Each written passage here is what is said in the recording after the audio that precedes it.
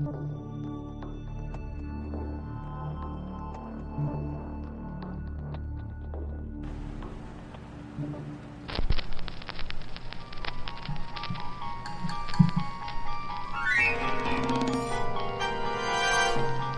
to a world of thrills, a world of drama, of capes and tights, a world where death is a revolving door. Welcome to the Geek Matrix.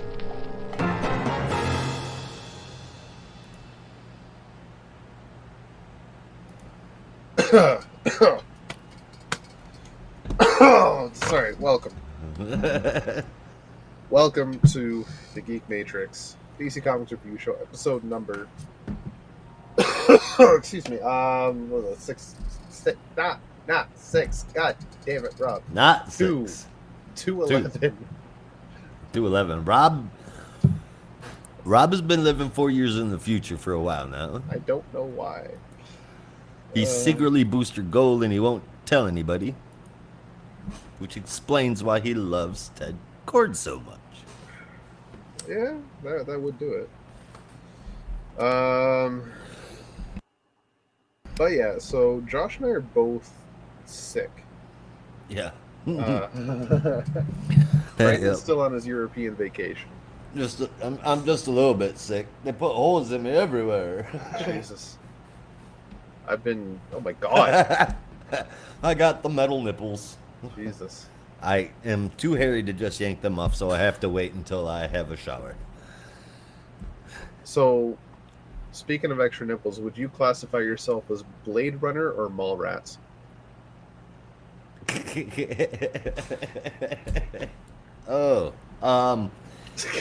Kudos for getting that.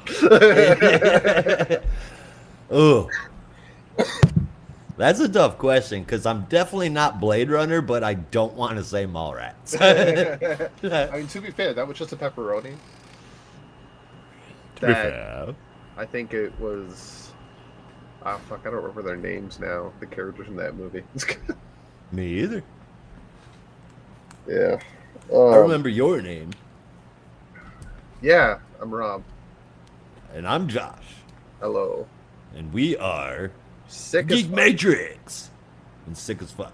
Yeah, Geek Matrix. Are you feeling any better?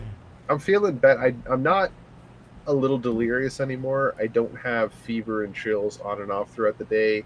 It's it's devolved into just chest congestion, which is giving me the nastiest cough all day. Oh, I bet. Yeah. That's no fun. So, yeah, I'm dealing with that. How are you feeling? Yesterday I had the chills, the light sweats, wasn't feeling the greatest, a little sick to my stomach, and the doctor said, well, yeah, I understand why you went and you got a COVID test, but just letting you know that, sometimes that's a sign that you're going to have some problems with your heart, too. I'm like, everything's a sign you're going to have a problem with your heart, but, no, I don't feel sick anymore. Good. I don't have the chills. Good. After they gave me the double dose of adenosine, which is one less dose than it took before. Well, that's also good. Yeah.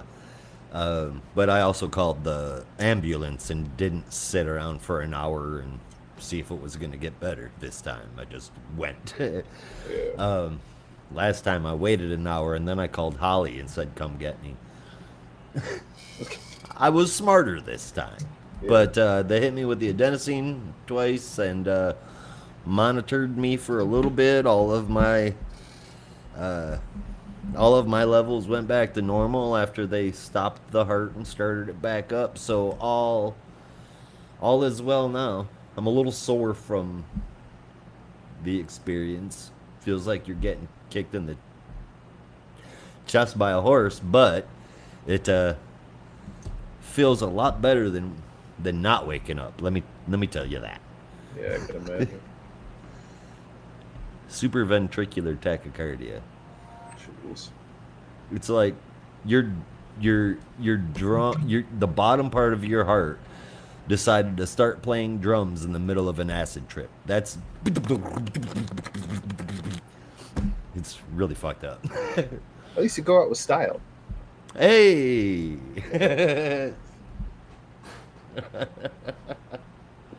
That motherfucker got a drum roll on his way out. Hell yeah. Oh my god, I am totally stealing that now. Holly's gonna hate it, but I think it's hilarious. God, there's no better humor than being able to laugh at the things that make you scared. It's literally the only thing that gets me through my day. Some people call it a coping mechanism. I say it's a coping mechanism that works. It is a coping mechanism that works. Yes, do I have a morbid sense of humor? Abso-fucking-lutely. But sometimes you need it. I mean, I can't quit smoking no matter what I fucking do. I begged the state to send me more patches. They won't do it. They're like 50 fucking bucks a box here.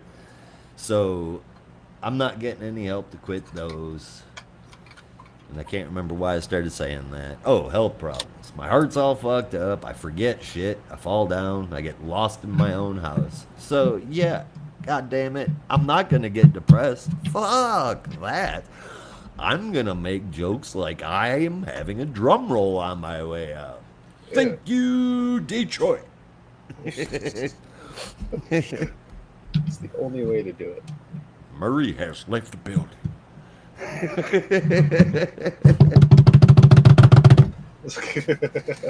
Oh, that makes me happy. Thank you for that. You're Best welcome. thing all day. But I will tell you that this week of books. Yeah. Wow. Yeah. So much so that we haven't even been able to get through all of them because we've been sick as fuck. Very, very, very surprising week. I was sitting around waiting in the hospital. I managed to C4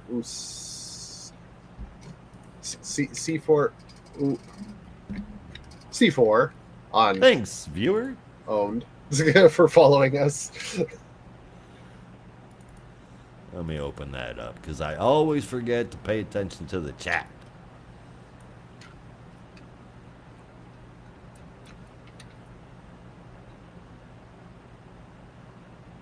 Usama?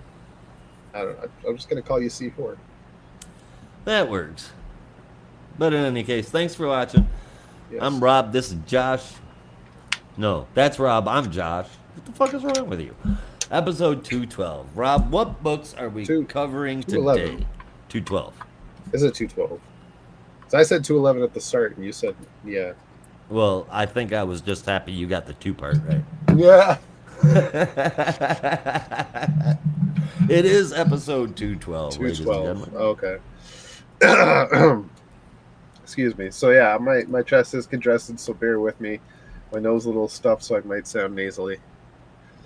Happens to the best of us. I'll do my best. We had some honorable mentions, but as we've already said, we've been sick as fuck, so we haven't really had a chance to read many of them. But I sped read them. Oh, okay. I haven't gotten a chance to read anything besides the books we're covering. All right. I was very out of it yesterday.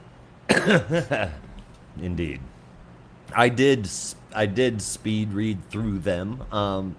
So I do have a little bit to share about them. First up is Dark Knights of Steel Allwinter, number 2. I recently read someone calling this DC's answer to Game of Thrones. Well, there's no Starbucks coffee cup, and the White Walkers beyond the wall are not knocking, but I can see where they get that from. And honestly, this has better writing. And I'm not shitting on Game of Thrones. That was a well-written show. I really enjoyed this issue. Gave it an 8.25 out of 10. Next up, our normal reviews. Some of them did get pushed into here because, again, sick and a time crunch. So first up, Batman, Superman, World's Finest, number 30. A murder mystery of a different kind with the first go-round of the Trinity. Bruce, Clark, and Diana teaming up officially for the first time. Honestly, it might be the best issue written out of all 30. It's nothing groundbreaking, but nothing felt exceptionally weak. Especially if you go in knowing that now it's going to be like a 1 or a 2 off kind of thing, and it's going to move along. That makes it easier to digest. The dialogue, again, it's not the greatest, but it is far better than it has been. This was, dare I say, enjoyable? Got a 7.5 out of 10 for me. Right on. Wonder Woman number 12. This issue, I will not be saying that, though I don't mind her new costume-ish. I do mind that she's speaking like she's trying to sound like she's in ancient Greece, like she's in some 1960s movie. It falls flat. She doesn't speak like that. She hasn't spoke like that in a very long time. And I also don't see a reason to guide Damien for Diana. That makes no sense, and it's a large part of this issue. To me, that shows how little is thought of Damian Wayne and the Bat family. They're nothing but plot fodder. It looks great. It reads very yucky. 5 out of 10. Damn. Gotham City Siren. I mean, it's bad, dude. Yeah, I haven't. I wasn't bad. expecting much, but you know how she's talked pretty normal through the previous 11 issues. Now she's kind of she's speaking like she's trying to fit in on Olympus. But anyway, Gotham City Sirens number 3. This is Gotham City Sirens. It's in the same vein as Howard's Harley and as Punchline, but it's not those books. The plot is, I don't know, it's shirtless cowboys working with Punchline to take over the world with energy drinks. It doesn't feel like Leah Williams. This feels more like Michael W. Conrad. The art, yeah, that's a slam from me in case you guys don't know. The art is freaking spectacular. I really did enjoy it. Mateo Lally for the win. I don't hate this, but it is not going on the recommended list. 7 out of 10. 6.75 out of 10. Misspoke there. Jenny Sparks number 1.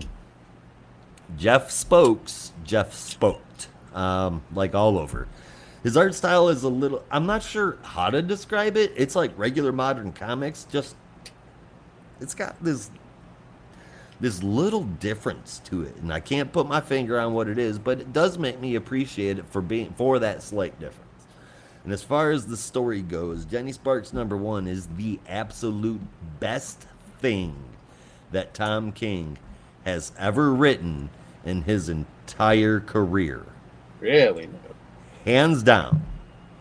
So because of that achievement and because of Jeff Spoke's art, I'm going to round my score up with a bonus point of 7 out of 10 because damn dude, you can tell he is really trying here. Wow. See, I haven't read it, but I saw an excerpt from the issue earlier today. Yeah. Of just like Captain Atom talking to somebody on a bench. That's the part that I can't fucking stand is that. Yeah, that didn't look great to me. Like the dialogue was really weird and the whole art style change was off key, but like not the art style, but like it didn't feel, Captain Atom looks too fucking skinny. Changing. Yeah. For one, I will give you that. He does look like he's too fucking skinny. I'm talking about his costume. Oh. But like I said, I haven't read the story yet, so I don't know if that has anything to do with it. Mm-mm. But from what I understand, he's supposed to be going a little crazy in this. Yeah, he apparently just wants to be a god. He wants his family brought back from the past, and he wants a sandwich. Those are the 3 things that he asks for in the hostage situation that he is taken over. Captain Atom just waking up one day and deciding that he's disappointed with humanity because nobody wants to be a god anymore, but he does, so he's just gonna fuck shit up. Again, I'm not a fan of that.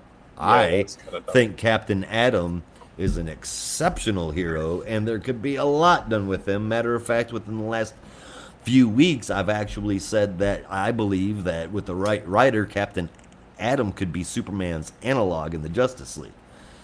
This here, working with what they've got, even with the complaints I've shared, it really is King's best work. Now, would you call this character assassination for Captain Atom? Yes. Okay, so that's not great going into the new Justice League book coming in a couple of months, featuring Captain Atom on the team. That's now one thing that you have to remember about books that Tom King writes is that he doesn't give a fuck what anyone else is doing. No. Period. He's like, this is my world. I'm the name brand. You guys can get around it or fuck off. That's the way his books are. I'm not saying that's his attitude. From it's out what of I understand, continuity. he's a nice guy. It's out of continuity. I just feel like it's going to put the perception of who Captain Atom is skewed in people's minds, right? That's the thing. Agreed. I don't think it was the greatest time to release it, and honestly, writing off of the success of the Outsiders, bringing in the Century Babies, bringing out a character from that, I mean, I feel like it's a little cheap, but I don't want to sit here and shit all over Tom King. Yeah. I am giving him, believe it or not, I am giving him his due in seeing that this is easily the best comic book writing effort I've ever seen him do. He really did try to get to the spirit of Jenny Sparks here. At least it felt like it in this issue. I really wish Brandon was here for this. Oh, so do I. So do I. Because he would either be flabbergasted or saying that I don't like it enough. Well, either way, it would be thrilled about very... the fact that the Jenny Sparks book was even coming out to begin with. Yeah, because she's dead. Or was gone. She's the spirit of the 20th century. She's gone. This is the 21st century. Right. Doesn't make any sense. So, but does it take place modern day or does it take place in the past? Modern day. Okay.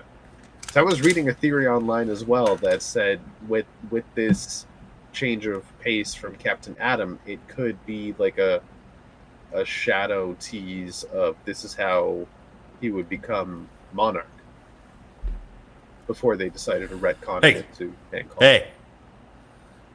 Do not say that name again. 0 Hour's 30th anniversary is this year.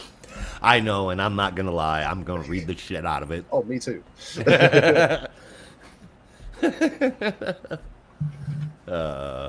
It definitely could be, though. Yeah. Going to get Wave Rider and everything. Oh, man. And speaking of which, I need to get a Wave Rider action figure still to go with my Good luck. No, They'll have those.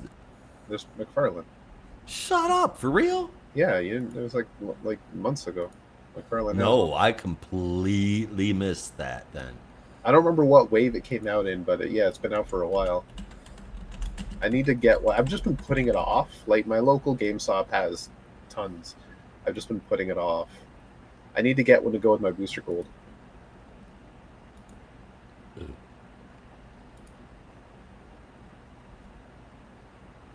So was there a platinum version of this or no? No.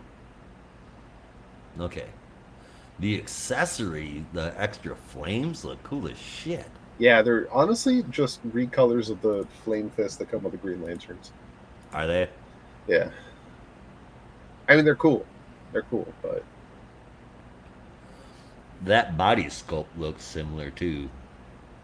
I think it's like the head sculpt might be similar to Firestorm. The body sculpt, I think it's just kind of generic. It might be that I'm seeing the thicker gauntlets and the thicker boots and the color scheme, and you know what it is. I don't think it's a recolor. I think all I'm doing is looking at this and seeing Deathstroke, like from the shoulders down. You know, the color scheme, the carbon fiber kind of stuff. I think that's all that is. Yeah. It looks good. It looks good. Mm-hmm. I like it. Yeah. So I'm gonna see if I can get one eventually. Right now, I'm happy with my Optimus Prime. I see one on eBay with 0 bids. 100% positive rating, $10. Damn. See, that's how much it's wanted. Right? That's why they're like a dime a dozen. You could probably go to Ollie's and find one for $5. If I go back over to the rest of it, the cheapest one, oh, nope, there's one for 27. Yeah. It seems like the most requested price is between $29 and $32. Which I think is like MSRP down there. Maybe a little higher. People trying to make more money off their, like, get some kind of return.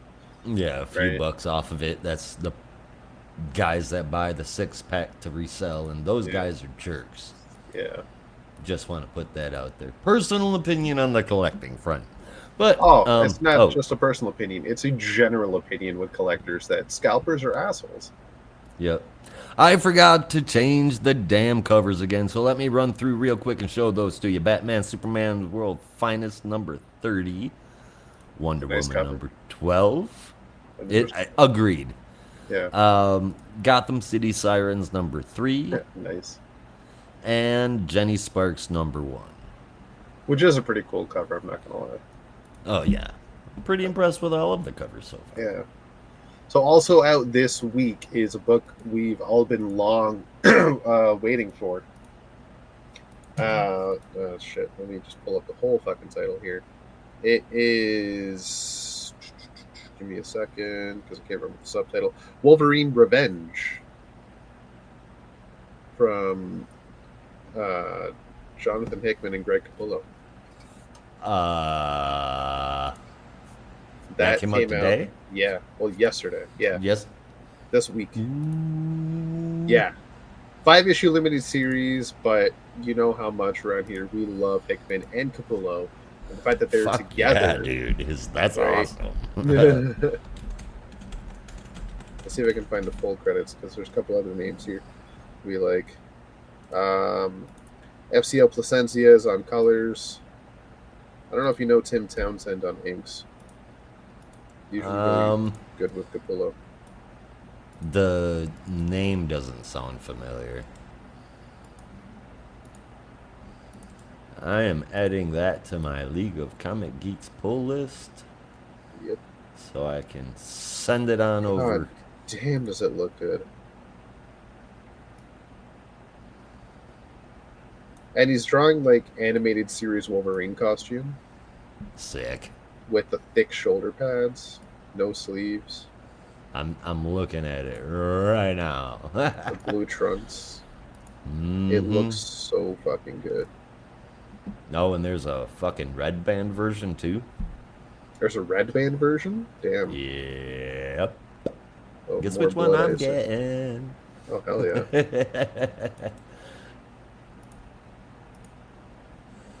All right, those are added. Now, I suppose, before we jump into books, should we jump into commercial? Well, before that, I want a little bit of personal news. Shoot it, man. Okay, I guess I'll flipping through this issue. Fan Expo this weekend for me. Oh, that's right. Finally going to get to meet Jeff Johns. I'm happy for you, dude. I'm so happy. Legit. And Pete Tomasi. They're both going to be there. Oh, that's right. There was somebody else. I had a trifecta. It was Brad Meltzer, right? Brad Meltzer, but he unfortunately has canceled. Oh, boo. Yeah. I was going to get Tornado's Path signed. You're going to get what signed?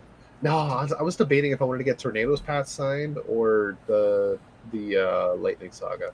The Lightning Saga, duh. Yeah, because if I get the Lightning Saga signed, I can get the signed by both Jeff Johns and Brad Meltzer. Exactly. And get both at once. Like, that would have been perfect. But Brad Meltzer's not going to be there, so debating if I get the Lightning Saga, because I have so many Green Lantern comics from Jeff Johns that I could get him to sign. But like at the end of the day, I think it would be kind of uber dope to just say, "Hey, here's the Lightning Saga." I was really hoping Brad Nuts would be here too, but it's like, just do it. Because like 90% of the stuff that's going to show up on his table for signatures is Green Lantern. Oh yeah, for sure. That's or easily, Justice Society. Or well, I want to say maybe more Green Lantern because that is definitely way more Green Lantern. What he is most known for is his Green Lantern run. I would say that his Titans run and JSA run are both really good, but they're not what put him on the map in the 2000s. No, not at all. No. I'm just like Green Lantern and then JSA. I don't imagine anybody would walk up with a Shazam thing. Not trying to shit on that, but I just don't think that he would. They would. No. Well, there might be a couple people. You never know. There's not going to be any. There's not going to be anybody lining up to get 3 Jokers autographed. Yeah. That's a bummer Brad Meltzer's not going to be there, but I am glad that you're going to be able to see, if I'm not mistaken, your favorite comic creator, or at least your top 3 with Pete Tomasi. Yes. Definitely in the top 3. I knew it. It does combine. Sorry, I'm discovering things about my Optimus as I talk. Captain Planet. Yeah, no, he's definitely one of my I want to say yes because he put Green Lantern on the map, and I really enjoy anything he does with JSA. But there have been other books that have been so-so. So I'm not gonna say he's top Super 3, Sons. Maybe top 5. Top 5, okay. I'm talking about Jeff Johns. Tomasi is top 3. Tomasi is who I was talking about. Oh, okay. I thought you were talking about Jeff Johns. Tomasi is top 3. Top 3 is Tomasi, Dan Jurgens, and I'd have to think about the third one. Oh, shit. Wow, why can't I think of his name? Oh, Saga, Why the Last Man, Runaways. Oh, for fuck's sake. Jeez. Oh my god, I have read Why the Last Man fucking all the way through 3 times. Well, of course, his name is covered up everywhere I look. Brian K. Vaughan. Christ. Thank you. Yes, Brian K. Vaughan. I'm going to say for amazing. Now, just off the top of my head, top 3, he might be number 4. I'd have to think a little harder, but off the top of my head, Dan Jurgens, Pete Tomasi, and Brian K. Vaughan. Hell yeah. Maybe, just maybe. Now you got me thinking.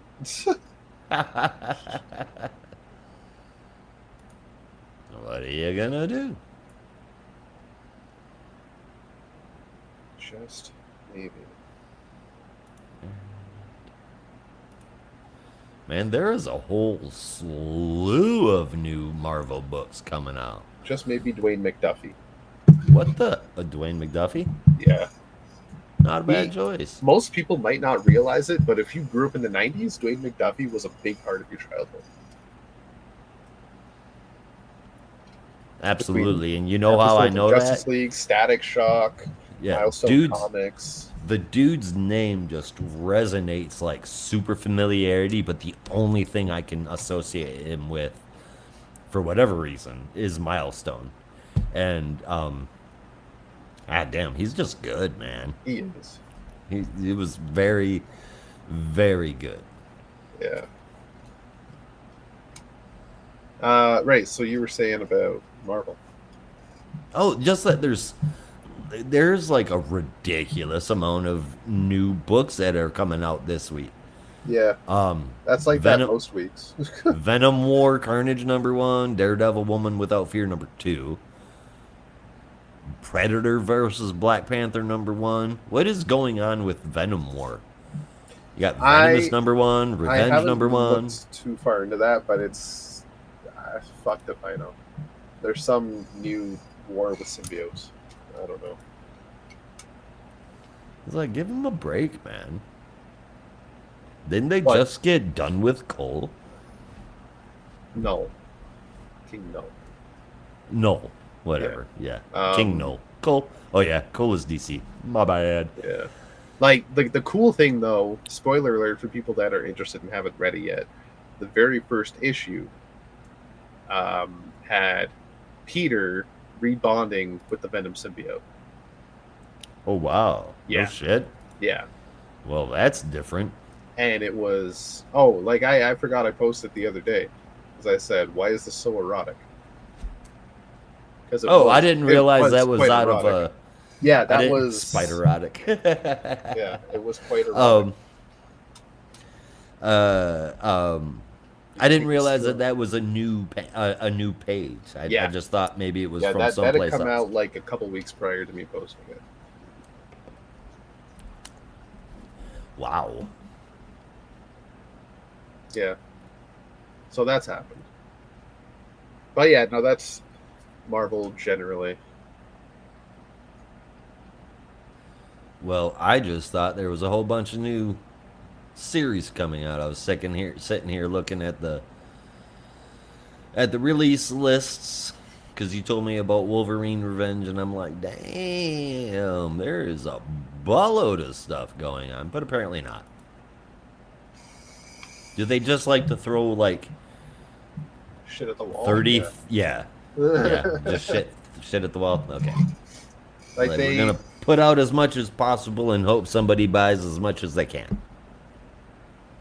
I think with Disney and whatnot, they just have a whole bunch of money to spare, so they're just like, you got a book? Very Here, true. Here's money, write it. Very true. It's not like they put out schlock all the fucking time, don't get me wrong. It really depends on your perspective, but like they try to cover a lot of bases, right? Where DC has kind of pared down a lot, cut costs, mostly because of Warner Brothers, but also because for whatever reason they just don't have people want to write the books, and they decided Batman for the longest time was the bestseller, so 60% of their books had to be Batman. For a very long time. Marvel instead decided to broaden their horizons and release as many character-driven books as possible. Don't have too many books featuring one character. You have Avengers for your team up, but then like Captain America's going to have a book or two. Iron Man's got a book. Thor, Hulk, fucking Darkhawk. Let's give Ant-Man a miniseries. Wasp have a miniseries. Hawkeye's got a miniseries. Spider-Man, Daredevil, X-Men, Wolverine. Fucking Phoenix has her own series now. Like everybody's getting a book. And it's like, how many books for Power Pack have there been? And how many people love Power Pack? I don't know. I mean, Power Pack is good, don't get me wrong, but I'm surprised that they have the staying power they do, considering every other young team has kind of disappeared. Isn't there... Nah, I'm probably wrong, but isn't there like a new Avengers Academy shit thing coming out? It's been on and off. There was an Avengers Academy for a while. I think they did it twice. I don't know if there's another one. I could have just been reading other shit. I've been putting together comic book lists on the old Kindle there for the kids, because he is my youngest. He's autistic, and I homeschool him because the school near us are literally a bunch of backwood assholes. Anyway, he got tired of me having him read third grade level books and the beginning of chapter books, and he's like literally blowing through the things, and I'm like, yeah, right, dude, there's no way you are reading through that big of a book in one sitting.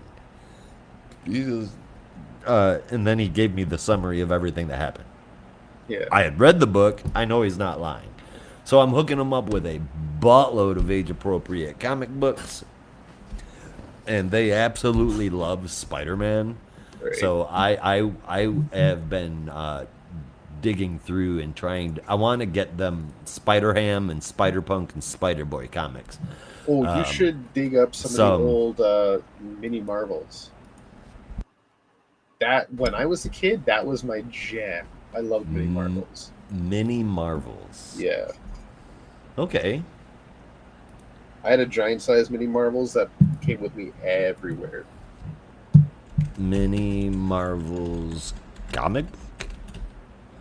Yeah, I will. Oh, I see it. Yeah, it's like all the Marvel heroes, but as kids, and them doing adventures as children. Think Muppet Babies, but a little older. Wow, hardcover. Yeah, it was so much fun. For 1, 2, 3, 4, 5, 6 books.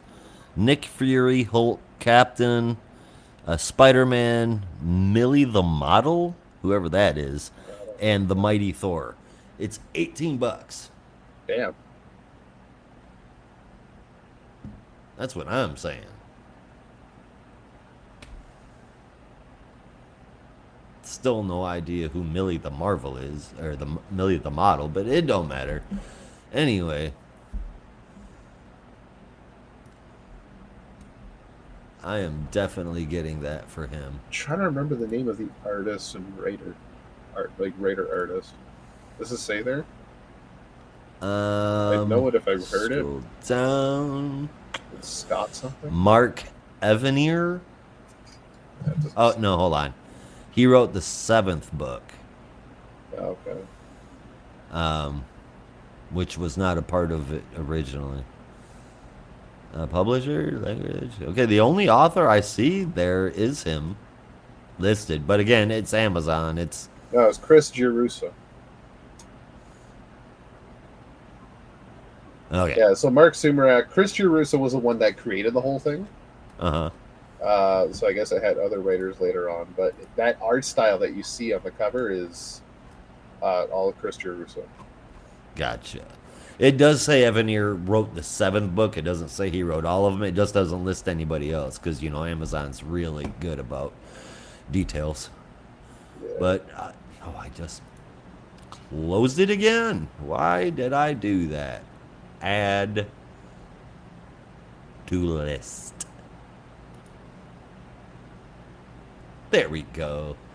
All right. So yeah, anything Miles Morales, anything Spider-Verse. I got him a bunch of stuff, and hopefully they get into it. When he said he wanted to read comic books, I was like, anything, just tell me what you want. I will get it for you.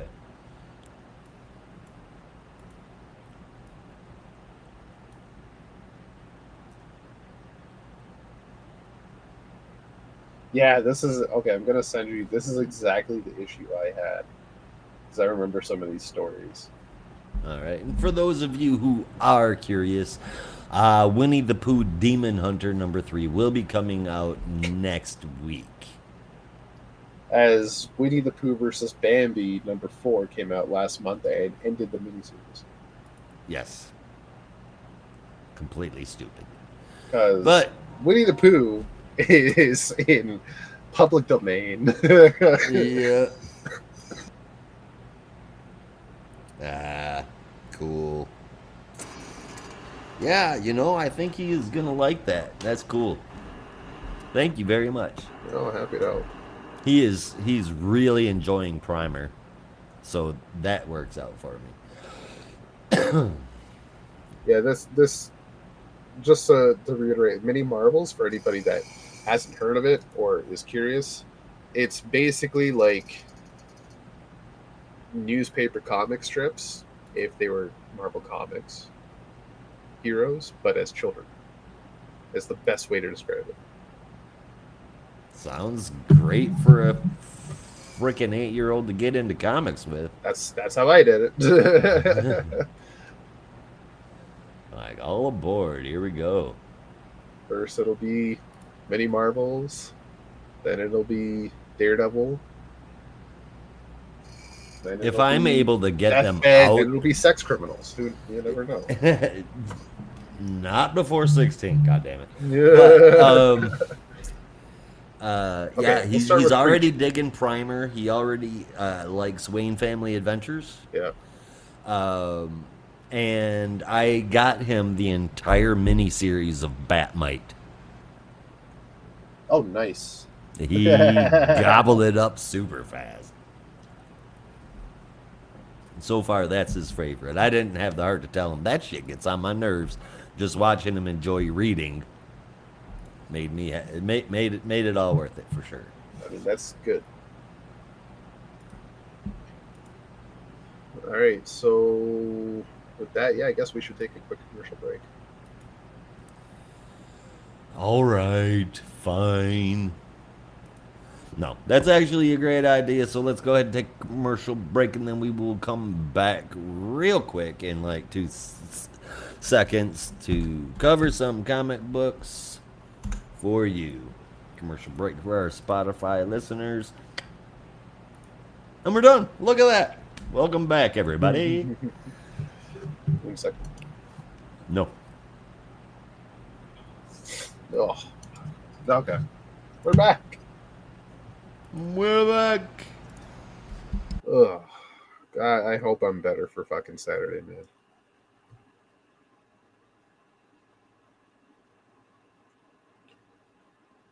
You've muted yourself somehow. Uh-oh. I said, oh, if not, just fake it. And then I accidentally closed down my covers. Yeah, I don't know why you did that. And you think I do? All right. Let's just go ahead and jump into it then. Alrighty. This is Nightwing. Fallen Grayson, part 4 of 5, written by Tom Taylor, art from Bruno Redondo, with inks by Ciao Felipe on pages 9, 12 to 14, 16, and 22, and colors from Adriano Lucas, lettering from Wes Abbott, and the cover, of course, again, from Bruno Redondo, if you couldn't tell by the art style. It's Nightwing. He's still in Nanda Parbat, working with Deadman to overcome his fear of heights. Deadman is working through some things with Dick, including exposure therapy and a bath with candle and flowers. For the first time in a long time. With Dick. Oh, Rob, and you yell at me for my dick jokes. Oh, it would totally. I don't have my soundboard up. Damn it. I do love a good dick joke. Sorry. I don't have the sound effect. Quit being funny. The day I'm just zinging left, right, and center. You really are. But, so Dick is floating in some bathwater for the first time in a long time. He's had a chance to just stop and think. He remembers Bruce saying that it must have been poison that affected him somehow, because there's no other way he could have been affected. And that is when, after being able to slow down and listen to himself, he's able to remember that when they helped Double Dare, Shelton Lyle, a.k.a. Heartless, gave him a glass of water to drink. And he did. That's how he got poisoned. And that's why Babs yelled at him for it. While Bruce is out being Nightwing 2 with Oracle's help, Dick is still being pushed to conquer his fear. Deadman goes extreme with the exposure therapy and drops Dick off on the side of a very sheer mountain, telling him that the only way down is to fall. He's on the ledge for 24 hours before Deadman returns. When he does, Dick has figured out some other things as well via memories, and after Deadman says he can help more, Dick says, "Thank you, but now I'm ready to fall." And that he does. We get to see Nightwing crashing to the ground again, but in a good way.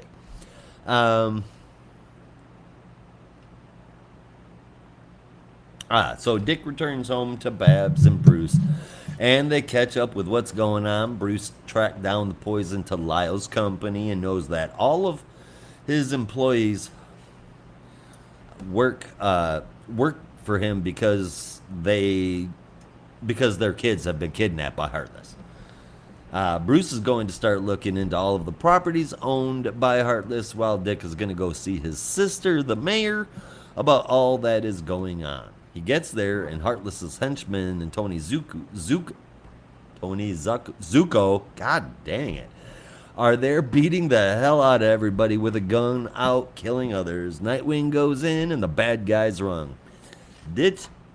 Jesus Christ. Dick catches Zuko, who was on the phone with Heartless as he ran and drops the bombshell. That bombshell being what he remembered on the ledge of that mountain Dead Man put him on.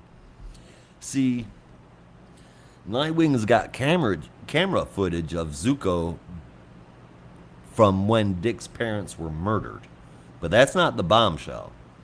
The bombshell is that was the very first night that Dick was not the one to go first. Zuko wasn't trying to kill his parents. Zuko was trying to kill him some Dick Grayson. Heartless, while all of that, remember Zuko was on the phone with Heartless as he started running away.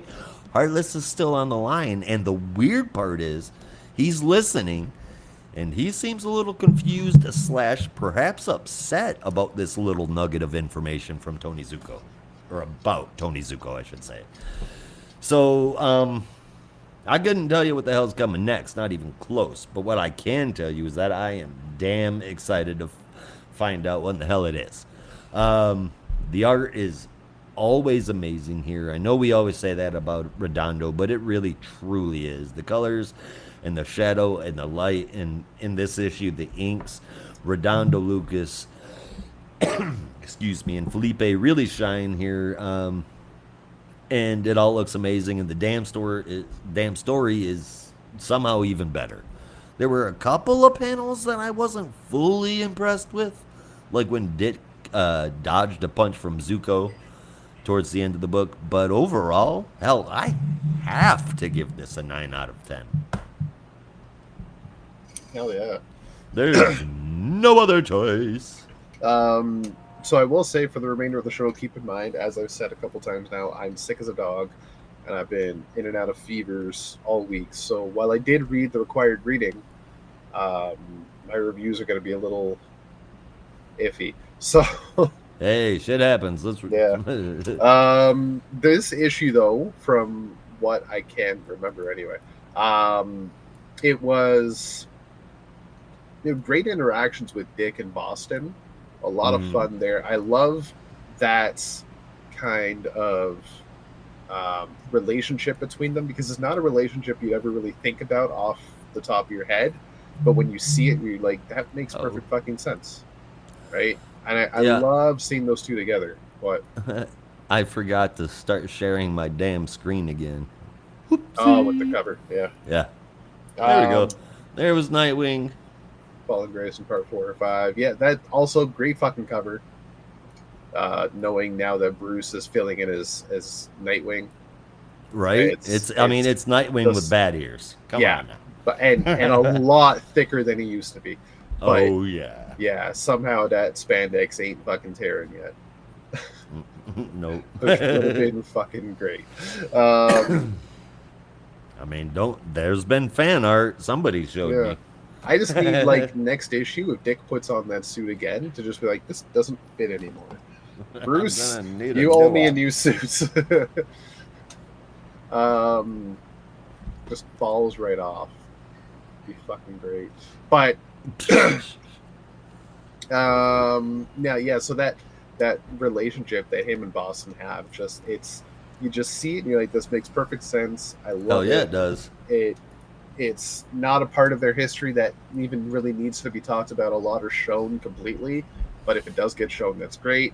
It's just like, you get it. Like, there's no explanation necessary to know that Boston and Dick know each other.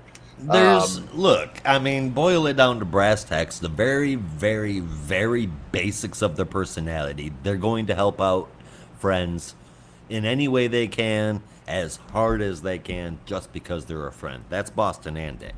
Yeah. Boston and Dick also don't give a shit about fear. Boston and Dick also former acrobats, and of course they would, let's be honest, each other in their past. Smug. Oh, Boston for sure. And Dick is very confident in his abilities. Yeah, he doesn't often come across as egotistical. That's why I use the word smug. Boston is egotistical. Difference between confidence and smug, though. I don't see Dick as smug, where he is very confident. Oh yeah, like he won't rub it in your face. You don't see Dick as smug. He is famous for quipping while kicking your ass. So is Peter. Would you call him smug? Peter Parker? Yes. Smug. Yes. Yes. What the fuck? Yes. No. That's exorbitant confidence.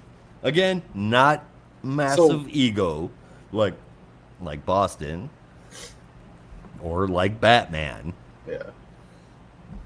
But yeah, they're a little. They got a little cocky swagger to them. A little bit, but I wouldn't call it smugness. If anything, I'd say he's shit. What's the opposite Of smug? Yeah. Not smug? No, there's a certain word. Oh my god. I have no idea. Fuck. I'm sure somebody out there knows what I'm talking about.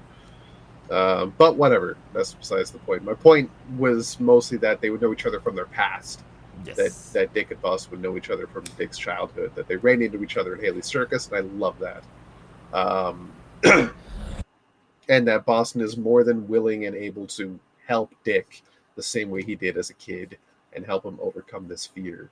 And while it wasn't 100% Boston that did it, I don't think Dick would have been able to do it without going to Nanda Parbat and working with Boston in the first place.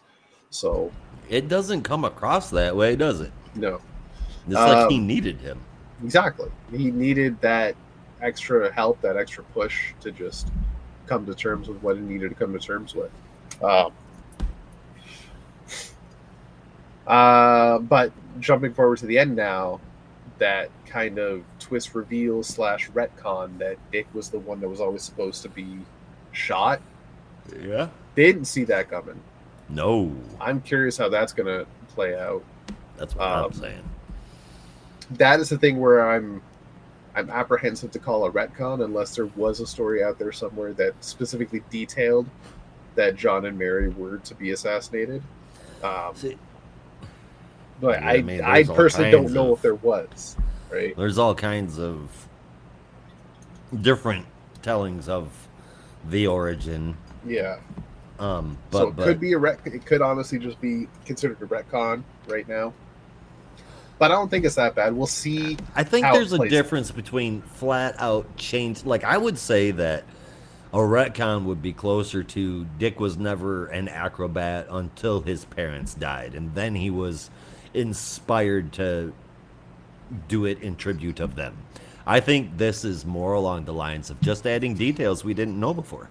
Well, that's what I'm saying. Like, if it's not a retcon, then it's that, right? It's just adding a new detail to something. But if it is changing something that's already been established, then that's a retcon, right? So that's, if there was a story where it specifically stated that John and Mary were the ones intended to be assassinated, then it would be considered a retcon. But if it was always just said that John and Mary were shot by Tony Zuko or assassinated by somebody hired by Tony Zuko, but it was never stated that they were the ones he was after, then it's not really a retcon, right? That's the difference. Right. We just know that John and Mary were shot, but this could just be like adding to the backstory, which is cool. But that's also why I wish Brandon was here, because he would know right away if that was the thing. Not only is he the librarian, but he's a huge Nightwing fan, so he would know for sure. But all in all, I am going to give the art, again, fantastic. I can't stop without talking about Redondo's art.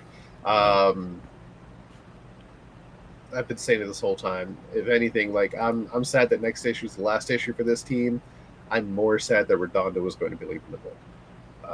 As much as I was enjoying Tom Taylor's run, as long as the Heartless story is, he's got away with words with Dick Grayson, and some awesome stories he's had, some awesome issues between him and Redondo. But I'm more sad Redondo is leaving, because Redondo has drawn some amazing stuff. He really has, and he's had a chance to do some rather experimental things with Nightwing.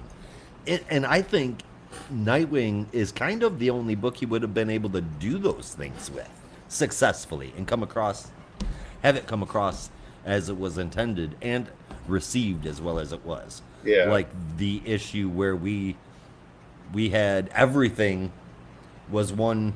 Yeah, that single panel issue. Yeah, it was an entire issue that was just a single panel. And then the other one, which was super impressive, was when we got to see through Dick's eyes. Yeah, the first perspective issue. that was really, really cool. So yes, I am gonna miss Redondo. I am also gonna miss Taylor. I know that he got a lot of flack for the slow moving story, but as far as I'm concerned, he's shown it over and over again in the decade plus that I've been reading him. Um, Feels like that long anyway. He is the king of the slow burn, and he is fantastic at. It's a slower story, but you're going to get beat drop after beat drop after beat drop after beat drop before everything gets wrapped up in a nice, tidy little bow. Exactly. It can go on for 112, 117 issues, and he is never going to. You can bet he's just not going to leave any string untied. He's just not going to. And I will always have mad respect for that dude. It's gonna suck. Who's taking up the reins on Nightwing, or is Nightwing going pause? No, it's not getting paused. I don't remember, but if you give me a second, I can look it up.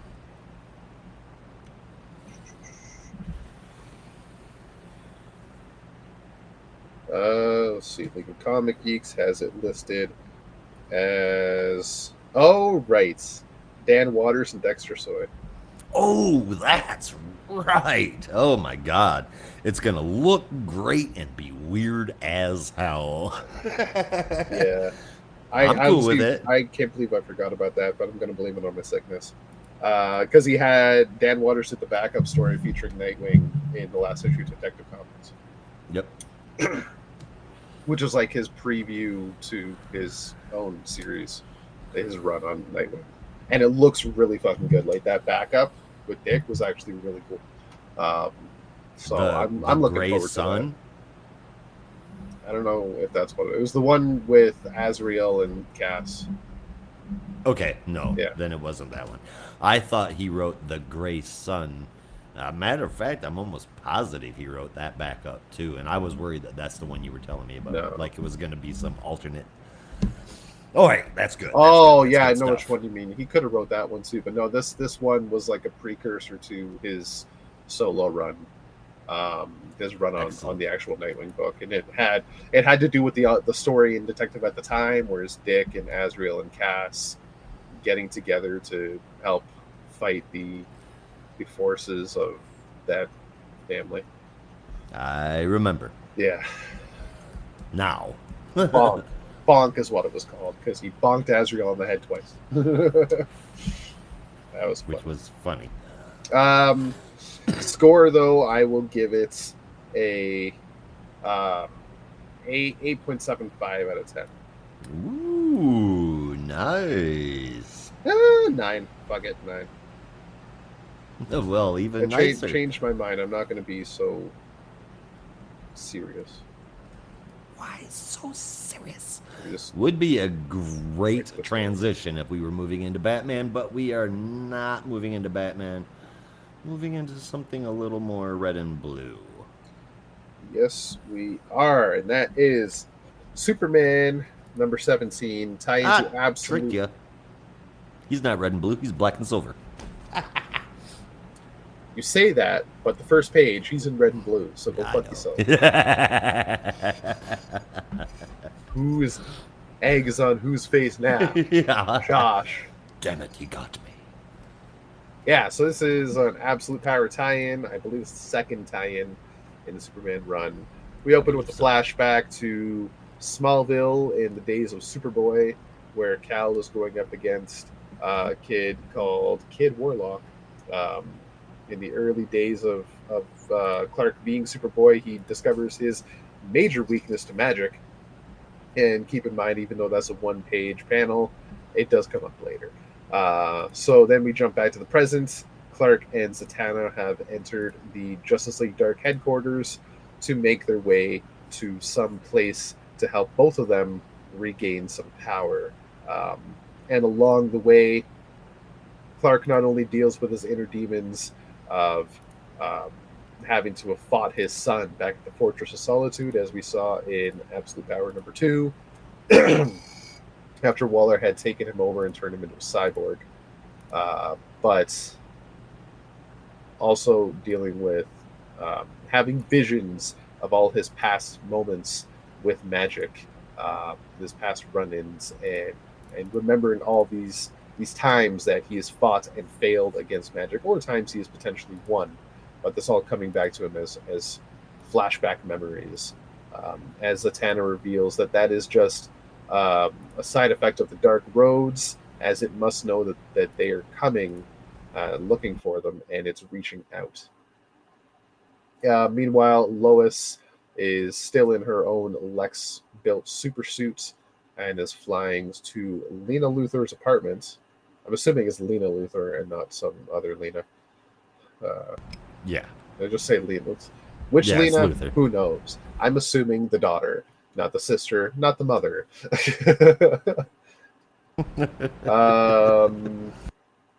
Yeah, that family needs another name for the women. Hey, I just want to look. I 100% agree with you. You know how I am about characters sharing the same names. Secret identity or super identity, it doesn't matter.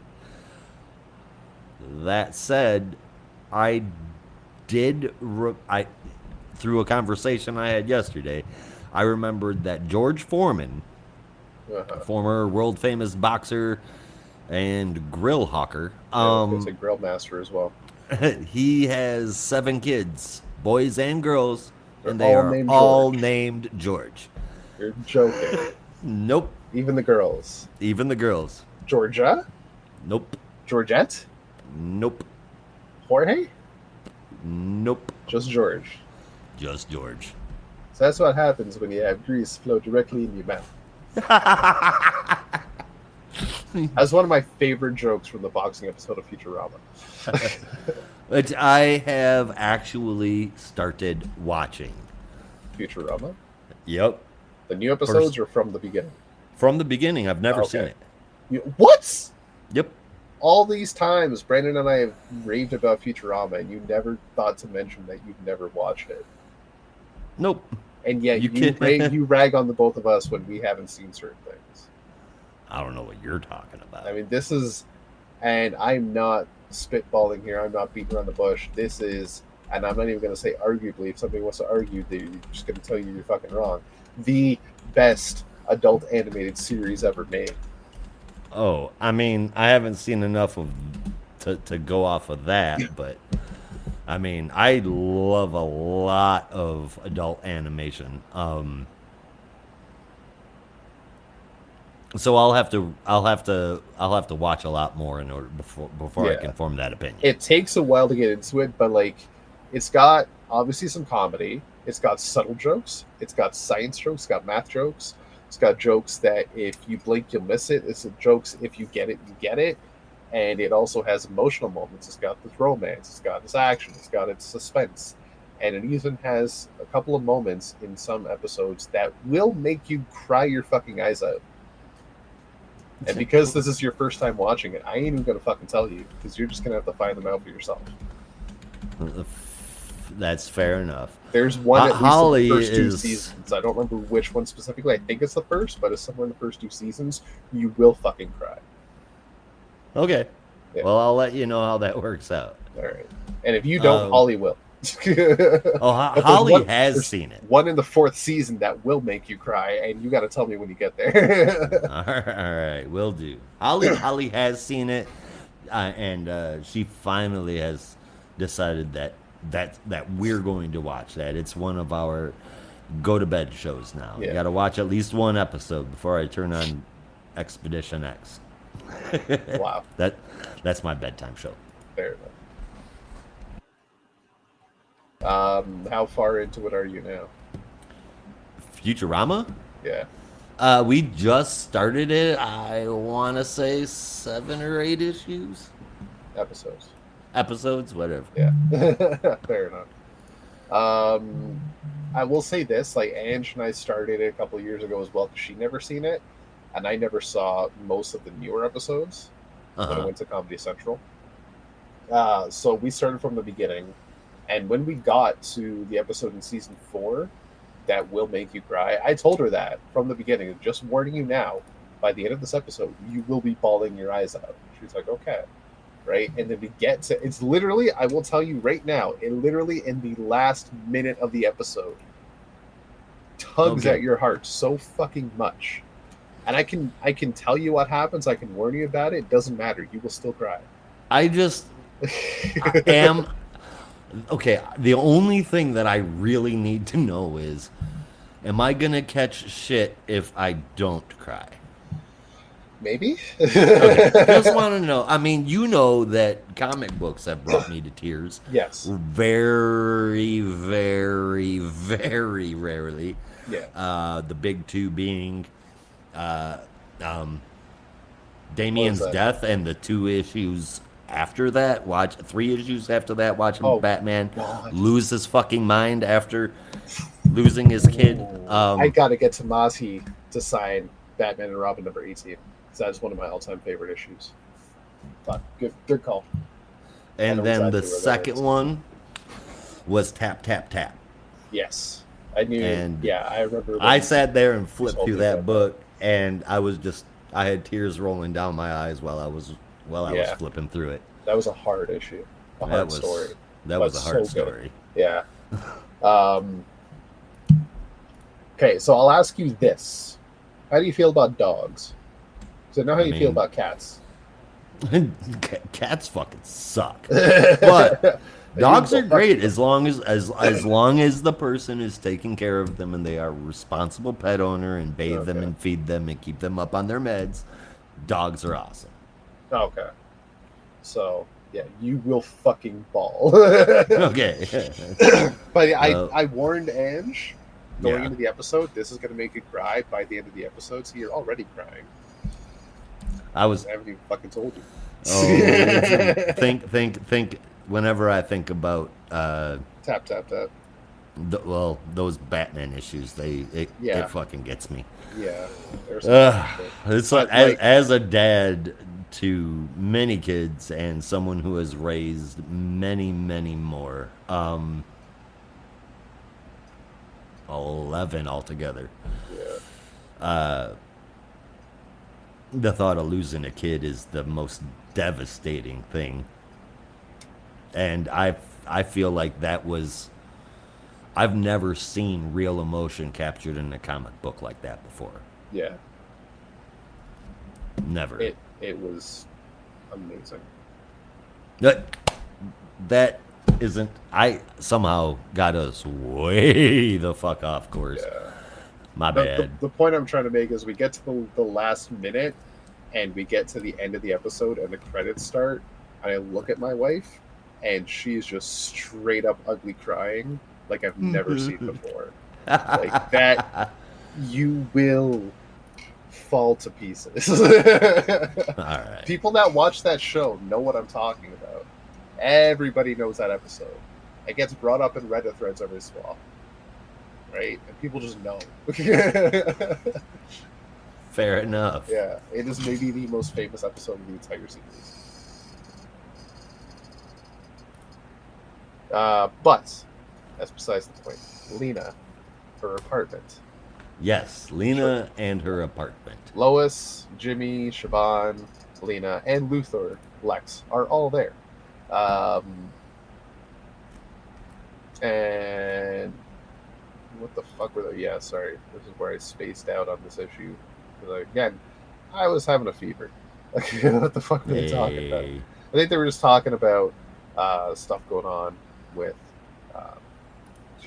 Waller. With Waller and how, like, basically nobody knows that Luthor's memory is gone except for the people in the room. Yeah, but then Mercy shows up and she fills Lois in on what's happened with Clark, but also is finally finding out that Lex's memory has been erased. And if I remember right, that's the last we see of them in the issue. Then we jump back to Clark and Satana, who have entered domain of Swamp Thing within the Justice League Dark home base. An avenue that Swamp Thing would use for his access to the Parliament of Trees and to get in and out of the base rather quickly.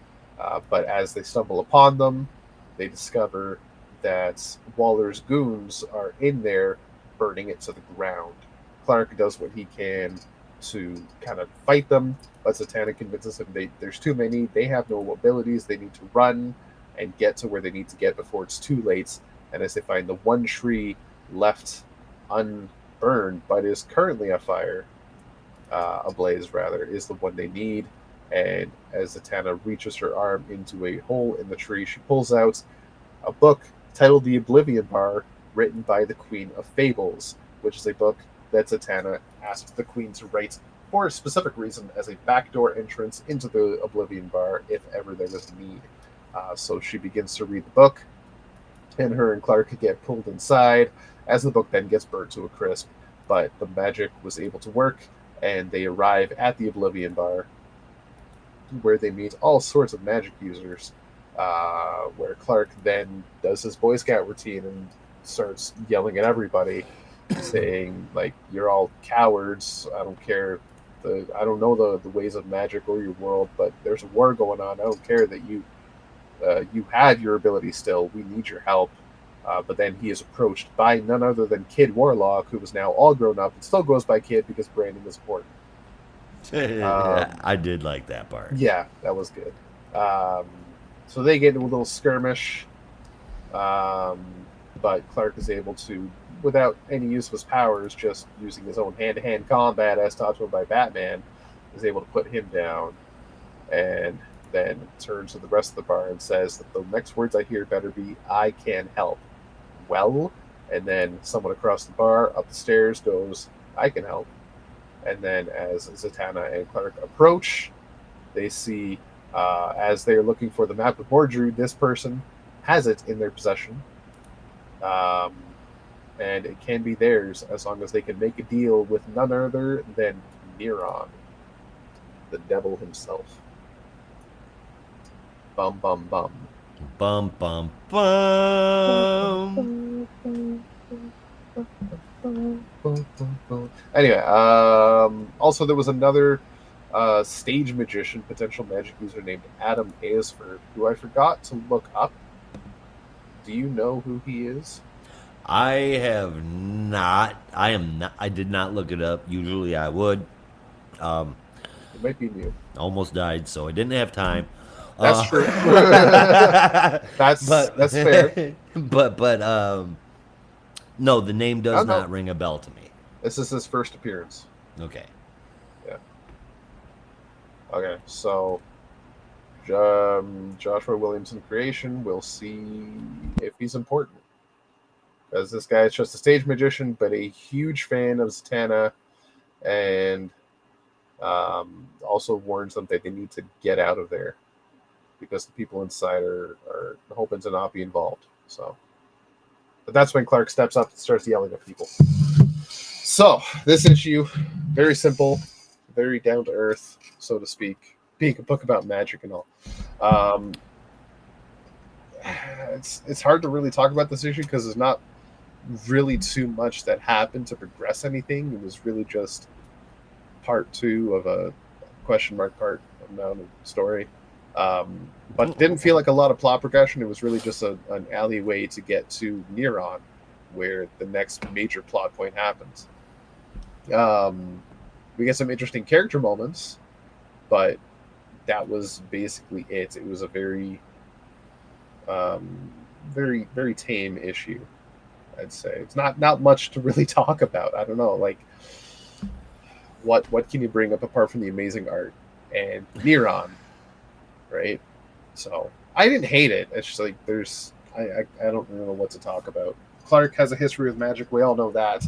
He didn't really have to face it too much, surprisingly.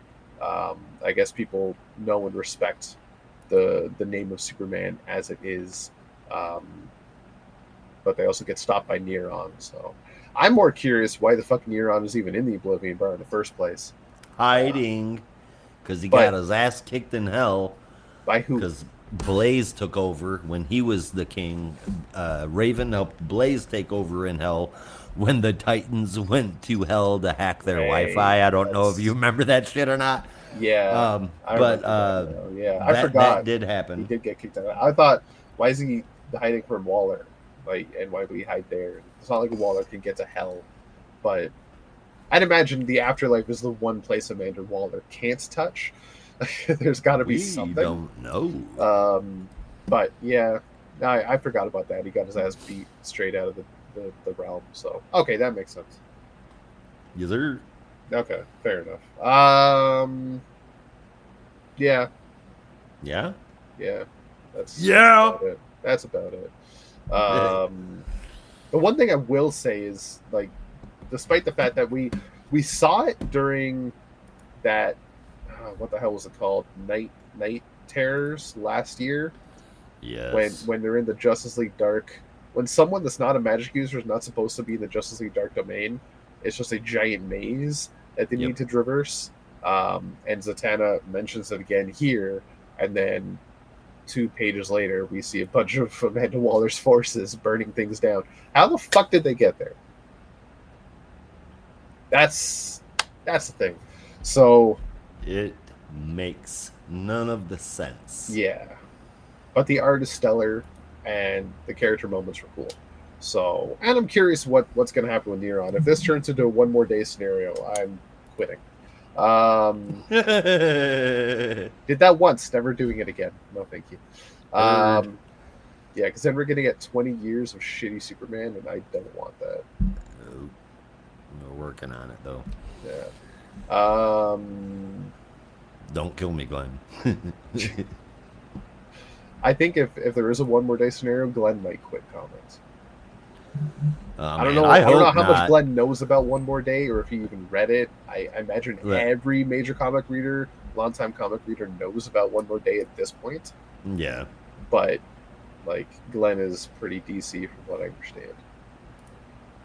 He's very DC, but he is also a man who has rage quit twice before with one of the biggest collection of Superman comics that might even rival Joshua Williamson's collection. Yeah. Which is like Joshua Williamson's Superman collection is bigger than Philip Kennedy Johnson's Superman collection. And I think Glenn beats Joshua Williams, if I'm not mistaken. But I mean, if you have to rage quit, you have to rage quit. Yeah, I get that. I rage quit Green Lantern at one point. Yeesh. Yeah. Wait, was it during Morrison and Sharp? Yeah. You suck. Well, it wasn't rage quit. It was more just like, fuck this. Confused quit. Yeah, I got you. I'm lost. I give up. I got you. But yeah, no, this issue I will give, I'll call it a 7. A 7? A 7. Well, I only got one problem with the story, and the rest is passable. So, ish. And the art's good. Like, there was nothing else in the issue I would say was fucking horrible or bad or dumb, but it's just not much to talk about. Alrighty then. Well, like Rob said, it is a super fast story where, because something involving his kid, he threw out all of his Superman and started asking questions with fists first. This isn't Superman in any way, shape, or form. Well, that's not true, dude, because it definitely is shape and form. We're in a comic book, and it's drawn really well. But Superman's had his family threatened before. He's had his kids messed with before. Seeing him had one of his kids forcibly taken from him and turned against him. He's had a kid forcibly taken from him and forced to live in a goddamn volcano for 1,000 years. That wasn't forcibly. He let him go, and he had no clue that the volcano happened. That was Jor-El's fault. And even more so, that was Bendis' fault. Well, funny you mentioned that. Look, flat out, seeing him turn into 1992 Guy Gardner was really fucking dumb. I mean, realistically speaking, sure, I would be the same fucking way, but I'm not an established comic book character that other people keep messing with the personalities of. Actually, that's misleading. Very few people mess with his personality. Shit, even Bendis got his personality right. But he did. He didn't get anything else right, but he got Superman's personality right. That's it. I know Williamson is a major Superman fan, but I feel like he's pandering to a certain kind of fluff audience, somebody who doesn't want to get involved in the storylines and has no problem reading two issues of an event and then never giving a shit about it again, going back 2 years and buying another comic book. Those aren't the kind of people that should be reading comic books to the point where they are affecting sales or the way that they're created. I just don't like it.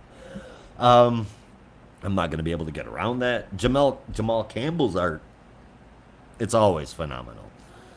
But ending the issue with a mysterious trade that they have to make with Neron and then saying at the bottom, what can they trade?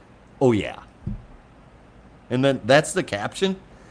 That was weird as well, too. I wish I could say that there was at least a fun read or something, but it was Superman running and punching his way through everything. That was all the substance that this issue had. I'm doing my best to be as nice as possible this week, and I am a major Jamal Campbell fan. I'll tell you this, though. I was not a Jamal Campbell fan when I started this podcast. Why? Jamal Campbell used to draw people with 5, 6, or 7 heads. He's completely worked that out now. But I don't know what that means. His forehead. Okay, forehead. Oh, 6 okay. head. That's like, okay. Yeah. But he's improved so much, and he's definitely top tier talent, man. I'm gonna give it a 6 out of 10. Fair enough. I got that. Oh, also I forgot to send it to you. What's that? Ricochet has landed a multi-year deal with AEW. Oh, yeah? Yeah. Gonna be a lot of classic matches coming. I hope so. Look, there ain't nobody that can touch Ricochet. Nobody that can touch Ricochet.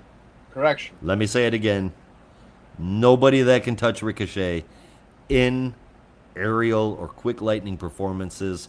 The closest person to put on a spectacular match with Ricochet is going to be Will Ospreay. Thank you. I was going to say, correction, there's one person, that's Will Ospreay. Did I not show you the match they had? Yeah. At like the World Cup 2016? Yep. Yeah. Sure did. Yeah. They were And like on it par was- with each other. It was that match that made me respect Will Ospreay. Yeah, that was like my intro to Will Ospreay. Woo. And after that, it was like, I gotta watch this guy. Definitely. Yeah. So, Yeah. So, that was Superman. That was Superman. Speaking of magic. Oh, yeah, definitely, eh? Let's go ahead, because we've got Magic Abound. It is Titans number 14. Written by Tom Taylor, art from Lucas Meyer with Adriano Lucas colors. Letters from Wes Abbott and Lucas Meyer and Marcelo Miaulo on the cover. So, the Titans have gathered in Dick's secret hole, and him and Cyborg... Hold on. I'm going to change that. Room. Okay, let me start that over. The Titans have gathered in Dick's secret room, not hole, and him and Cyborg are sharing the evidence against Raven. They know that they have to move fast and as a team or they don't have a chance. She is their powerhouse. They do exactly that with an amazing plan, but when they rush into Raven's room, in stands her 2 demon brothers, as well as the Spectre. They are working together to stop Raven, the Darkwing Queen. Raven felt that trio coming and ran, which means Had the Spectre not gotten involved, the Titans could have ended this whole fucking thing right there. Leave it to heaven and hell to fuck shit up. Right, Neil Gaiman? Anyway, Cyborg uses every satellite around the planet to track her down. I understood that reference. But good. I'm glad you're reading Gaiman. That it's I guess if I know that, that's a good element, isn't it? Indeed. So Cyborg uses every satellite on the planet to track Raven down, but it's not like she was hiding. She's out in the open, fighting with her demon brothers. The battle ends when Raven reaches into a portal and pulls out Trigon's staff. She then throws some pretty demeaning insults at her brothers before trapping them in soul gems just like Rachel. And that's when she says, only one more to go.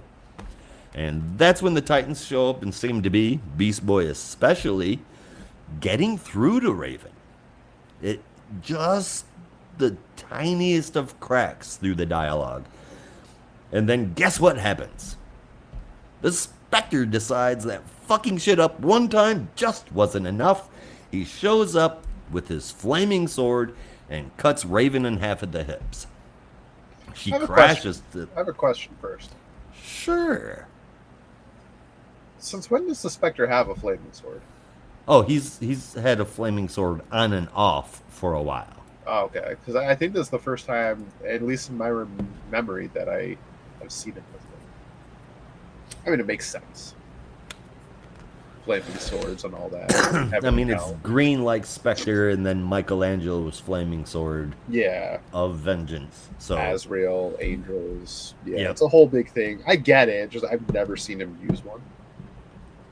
Well, that's what happens. He uses it, and then he cleaves Rachel right in half at the hips.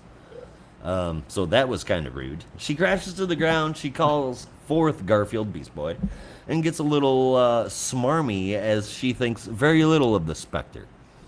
She's like, Garfield, just kidding. He looks smug back there, don't he? I'm gonna fuck him up now. That's basically what we got. She turns around, having grown her body back together, while talking smack. That's when she says, God's vengeance. Sounds useful. And then traps him in the soul gem as well. That was all she needed, and she transformed in the Darkwing Queen, or at least she looks like it if the transformation hasn't fully finished. The very essence of the green has become in revolt in the area because of what's going on. Swamp Thing shows up to hold everything together, but he says the Titans are going to have to take out Big DWQ. As they approach for battle, this big, huge bellow rings out, and Swamp Thing says that the earth is screaming in pain. Out of the ground in a violent volcano-like explosion rises Trigon and Dick Grayson's blood pressure. So now it's the Titans minus their heavy hitter versus 2 extinction level threats.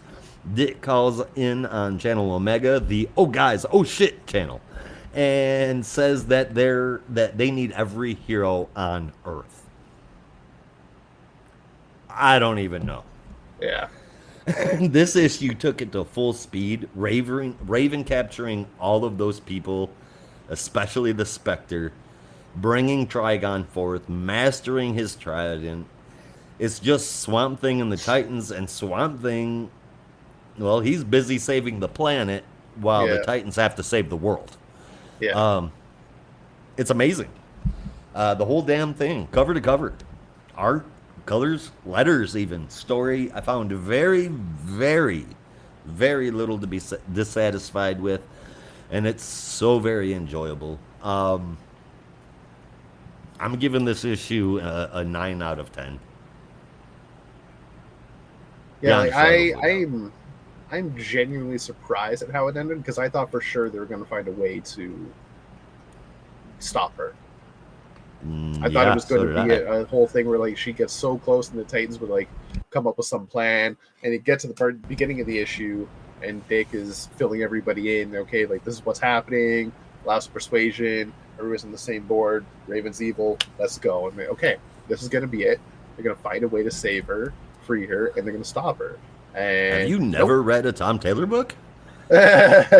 Nobody's died yet. So no, Tom Taylor just likes to go, surprise, motherfucker! That's one of the reasons why I love his writing. It's like, whoa, didn't see that coming. Exactly. So it was a nice little reveal at the end. The shit's gone haywire. Shit go boom. Shit has gone boom. There will be more boom. It went boom quite a few times, like literally in captions on the page. Yeah. Boom. So next issue better be fucking massive. And I don't mean in page count, I just mean in stature. In weight, in level, character counts. He's saying we need every hero on the planet. I better see some Z-listers. Some Z-listers. Ambush bugs showing up. Dude, ambush. I'm not saying he's a Z-lister. I'm just saying like he's low down on the list of characters you think would show up to fight Trigon. Like, what? At worst, ambush bug is C-list. I prefer to put him on B-list. I'm not saying he's low. Yeah, I would prefer to put him on B-list too, but he's not B-list. I'm not saying he's down in the Y level. I'm saying he's lower than A. Right? Fair enough. Yeah, like get fucking Primer shows up. Fucking. I want. Right, Primer should be there. I want a book where Booster Gold, Blue Beetle, Ambush Bug, and Harley Quinn team up. I don't know if, we've read Grant Morrison already. I don't know. We've all read the Multiversity. That was fucked up enough. All I'm saying is Ambush Bug and Harley Quinn being able to break the fourth wall whenever they see fit, mixed with the dry humor of Booster Gold and the logic of Ted Kord. I think that could be a really fun cast of characters to throw together without somebody getting very trippy with it. Somebody that can take it lighter while making, you know what, Teenie Howard. I think Teenie Howard would do a good job on that. Well, potentially, yeah. I would love to see a Grant Morrison story about that group. Oh yeah? Yeah. Just let Grant go feckin' wild. Want to get nuts? Let's get nuts. Dude, hey, speaking of which, you want to know something that I just found out? Did I give my score for Titans? I don't think so. Oh, we're still talking about Titans. I mean, you are. Duh. Sorry. Before I forget, something I just found out. Do you know why there has not been a 1989 Joker released? Oh, in McFarlane? Yeah. Or anywhere else? They're working anywhere else other than Hot Toys. That's Why? the only brand that has released a 1989 Joker. And it's because very, very, very protective of his image. And he owns his image as the Joker. Does he? Yes. It was part of his contract negotiations. He was one of the biggest stars in movies at the time. Yeah. And he walked in, said he was going to take a slightly lower cut than he normally does with the back end on movie profits, merchandising, and his likeness belonging to him. Yeah. So he has made somewhere between $80 and $90 million from that movie. Yeah. It's probably more than anybody else associated with that movie. Yeah. Or any others. Yeah. I can't think of anybody else. I mean, you hear $20 million deals, sure. But 90? I mean, he's not the only person that's ever done a merchandising and likeness deal, I'm sure, on a movie. I don't know anybody else that owns their likeness as a character. Not that I've gone digging, but I don't know of anybody I've else. certainly heard of merchandising deals, like owning merchandising rights and getting a cut on that. Some outrageous percentages, yeah. But yeah, likeness deals, like, there's got to be somebody, but I haven't heard of one either. I don't know. That's wild, though. But from what I hear through the grapevine, that McFarlane is potentially working on an 89 Joker. They're working on negotiating the ability to do it with Jack Nicholson. Yeah. He's just very, very, very expensive. There's a reason that they've done literally every other Batman movie as a line, except for Batman 89 and Batman Returns. That's what we're waiting on. Yeah. You release them slow instead of releasing them all and having people spend the next 30 years bitching that they never got a Joker 89. Yeah. Exactly. It's blown people's minds why we had Batman Forever and Batman and Robin before we had anything from Tim Burton. Yep. Because it was way easier. Yep. But where the fuck were we? You giving your score on Titans. What was I saying about Titans? Do you remember? Because I don't. The last thing you were talking about was how big of a boom it made, and it better be the next issue. Next issue, right? Yeah. This issue, threw me for a loop with the end. I remember that. Okay, yeah. So it's basically the art was quite good. It looked really good doing it. I like seeing Swamp Thing there. That was a nice touch. Yes. We'll just have to see what happens.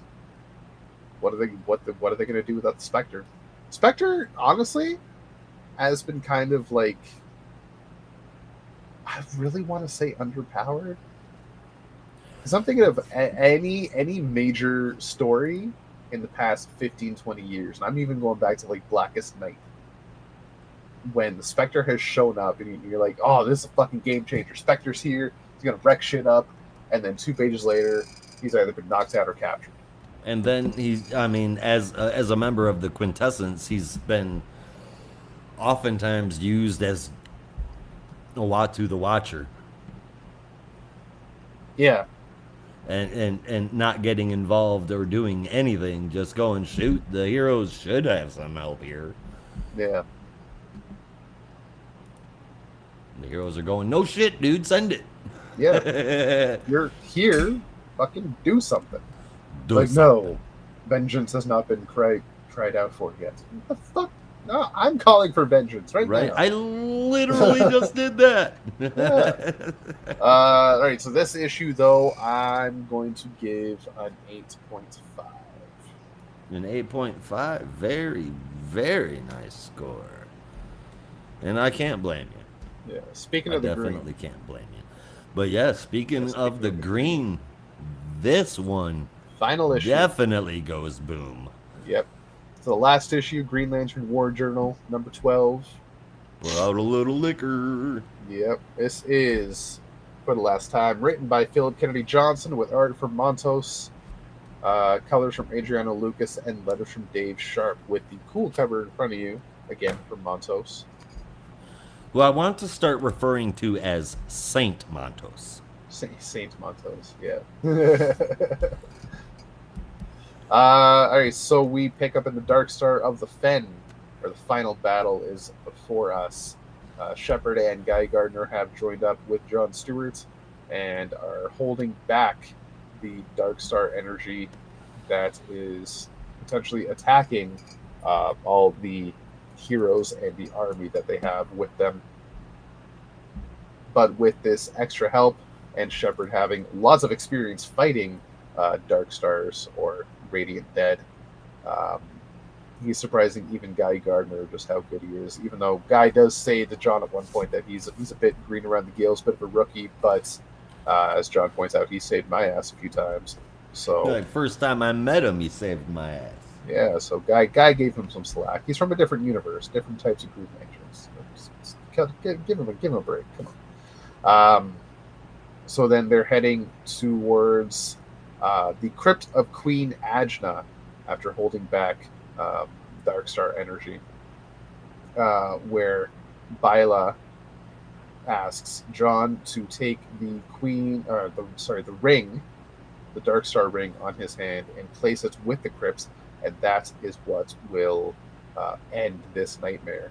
Um, it will stop the war and put everything back in its place. But Byla is then attacked by Darkstar energy as the Radiant Host. I don't remember exactly this person. Oh, I know it's Ajna. Queen Ajna herself attacks, Yes. Who is the emissary of the Revenant Queen in this reality, or is the Revenant Queen.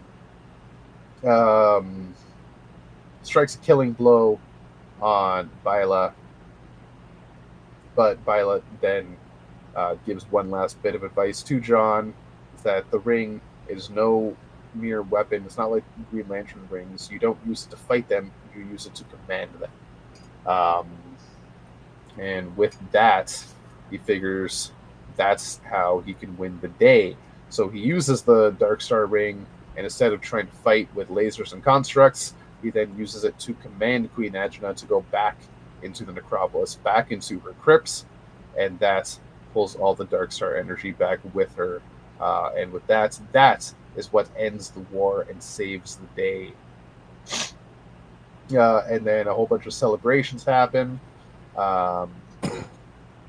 And then John turns to Guy and Shepard and says, "When I took control of the ring, I saw something. That something's happening at home, and we need to get Earth. We need to get to Earth now." As Guy reminds him, "How now is she talking about? We're a long way from home." And then John says, "I didn't say fast, Guy. I said now." So he opens a portal with the Darkstar ring, and that takes them straight to Shirley Stewart, who has been fighting against Starshroud, aka Varen, who was once a Lantern Corps member from the United Planets. And it's been a hell of a fight between them. Shirley has been powered up by the ring energy that John left behind, if you remember, as his younger sister. And she's doing what she can to fight against him. But John arrives just in the nick of time as she's slowly getting withered away by the power. And she is still slowly dying.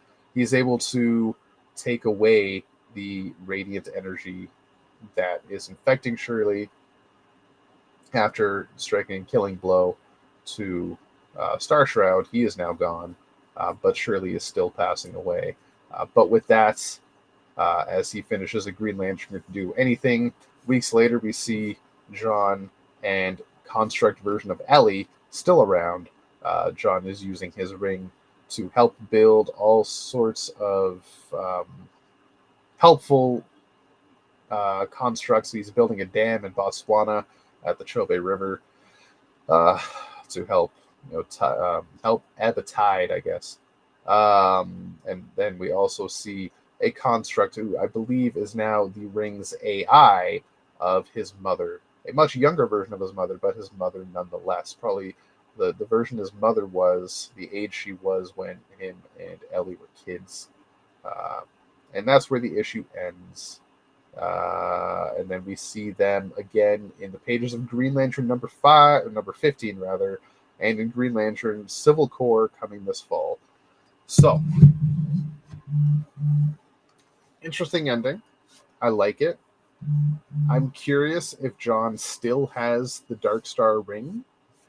I'm also seeing a theme here that you're muted, by the way. Josh, you're muted. Damn it. It didn't show it leaving him or it being taken off or anything, though, right?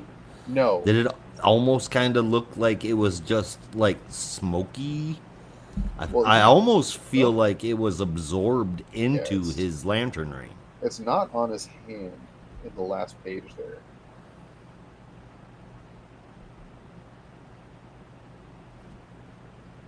Oh, I found an art faux pas. Honestly, it could. Yeah, it looks like it might have been. Like it just disappeared. So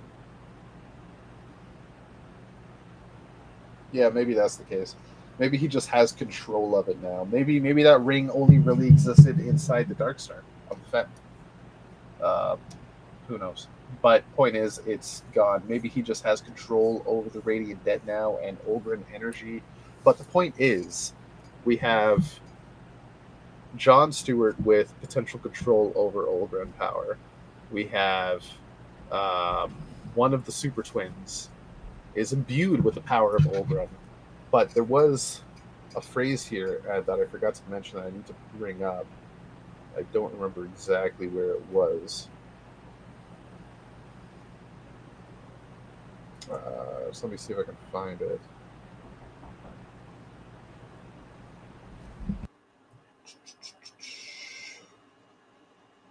The 7 god aspects will be rejoined, and Ulgrin's will writ upon the universe. What are the 7 god aspects? And are they god aspect of Ulgrin? Are they specifically part of Ulgrin?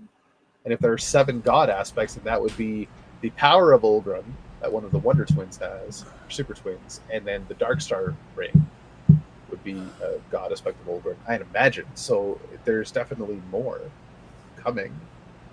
Definitely. And the next Philip Kennedy Johnson book is Detective Comics, so we're going to see Ulgrin there.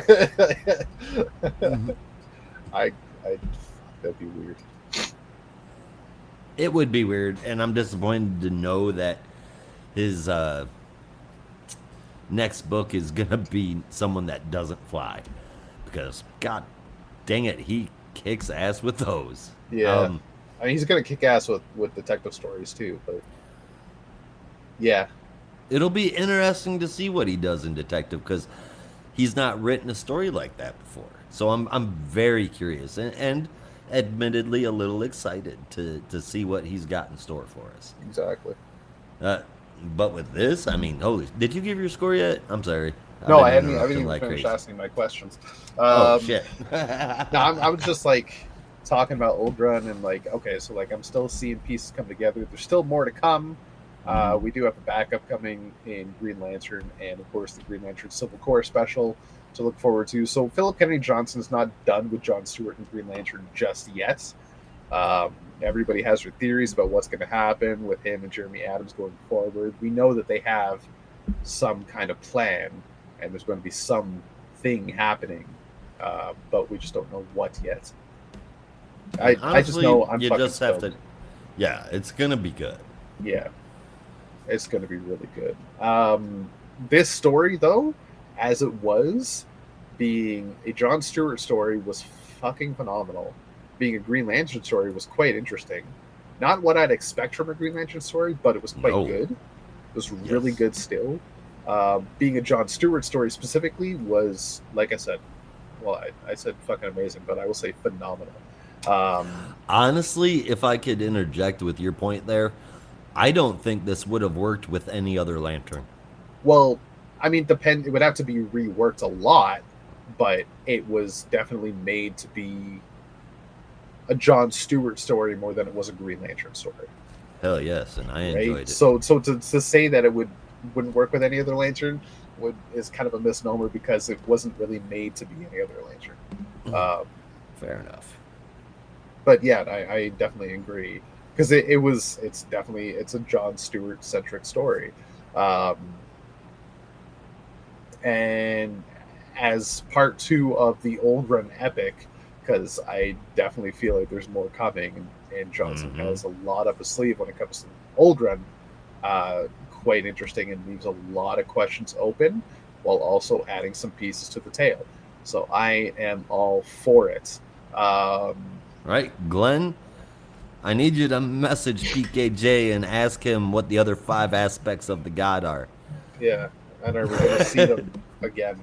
The fact that we didn't get any concrete answers on Byla, like I was thinking when I was reading this issue, I was thinking about when I tasked my theory to you guys about Byla Valk and Byla Esh, being the same person. And Glenn was like, well, why don't I just go ask Philip Kennedy Johnson? Like, fucking do that. And then he goes and asks, and PKJ just says, kind of?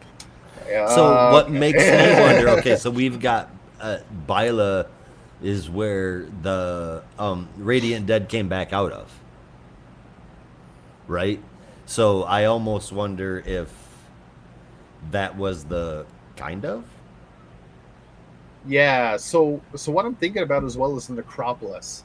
Like, the Necropolis was there, and John rebuilt the Necropolis, which was where Queen Agena was housed. But the Necropolis was also on War World, where Superman was, and the Necropolis got destroyed there. Yep. Right? So was that what opened the Dark Star when the Necropolis was destroyed? I guess that's what brought forth the Dark Star. But Byla, whether it was Vok or Ash, I don't remember now. I want to say it was Vok on War World, was also the one that turned into the giant fucking worm beast that stopped Superman from going to the Necropolis, but also was like the keeper of the Flame of Olgron and like testing him to see if he could hold it. And then we see Byla Ash here with the Necropolis in the Dark Star of the Fen. Dead.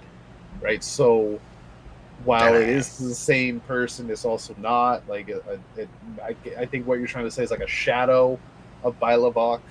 Yes. Yeah, something along those lines, yes. But the point is, this person has had two names, has appeared twice, it looks practically the same, and both places knows a lot more than they're letting on. I'll agree with that 100% too. I mean, Byla Vok, if it was Byla Ash, I don't remember which one was which, on War World was claiming to be a Phalosian. I think that's Byla Ash. Byla Ash, okay. I think. Because I'm trying to think. I'm saying that because I feel like the one that we just met was Byla Vok. But I could be wrong. Yeah. But the one on War World was claiming to be a Phalosian storyteller. Yeah. And this one Come to here, think of it. Anyway, go ahead. Wasn't really claiming to be anything besides somebody that knows things. So there's a lot of mystery there, and I'm looking forward to the next time we see somebody named Byla. Right? Yeah, definitely gonna. I'm convinced there's going to be more. Philip Kennedy Johnson has a lot of story up his sleeve that he's just holding on to until he can get the right moment, and I can't fucking wait. And I like 10, 15 years from now, DC is going to release an old run omnibus that just details the entire fucking run of Philip Kennedy Johnson's old run epic. I'm looking forward to it. This issue, though, as a John Stewart story, phenomenal. It's a Green Lantern story. It was passable and fun. Right? Right?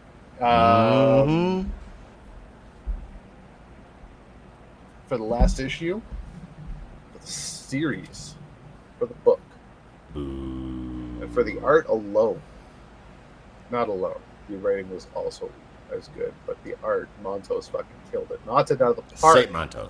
Saint Montos. Fucking amazing. Montos. I'm giving this, excuse me, bad time to not have breath. I'm going to say 9.25. What a weird coincidence. That's also what I gave it. A 9.25 out of 10. What a fucking payoff. 12 issues, and it could not have ended any better. My question is, and I believe you've already answered it, is are those both constructs of that he has generated, or is one of them somehow spawned into a physical reality with the AI, from the AI of his ring? Because one looks like a construct and the other one definitely does not. I mean, so I think the one that does not would be his sister. You're saying at the end there, right? Well, that was talked about. I mean, she looked like that from the beginning, right? Mm-hmm. When he built her, right? And it was even talked about in the main run with Jeremy Adams that the Green Lanterns can change the wavelength of color to make them look real. Her word bubbles were in a construct color, so she's still a construct. But I was confused about Shirley. Like when he said a Green Lantern could do anything, made me think like he's gonna somehow bring her, like heal her, bring her back to life, whatever. But it almost like at the same, like the next part we see, like she's not there. but then it really felt like her personality was building the AI. So maybe that's because his ring didn't have like a real AI in it because it was a United Planets ring. It wasn't like a real Green Lantern ring. And it didn't even belong to him. It was Baron's.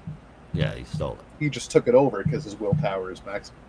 So I want to say he either took the personality of Shirley, scanned her brain, and made that the uploaded it into his ring, and made that the ring AI, or he like absorbed her body into the ring, so she lives forever inside the ring.